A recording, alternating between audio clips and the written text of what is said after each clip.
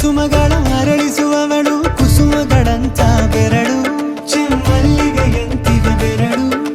ಗಿಳಿಗಳ ಬಳಗಕ್ಕೆ ಸರಿಗಮ ಕಲಿಸುವ ಇನಿದನಿ ಜಿನುಗೋ ಕೊರಳು ಬಲು ವಿಸ್ಮಯ ನಿನ್ನ ಕೊರಳು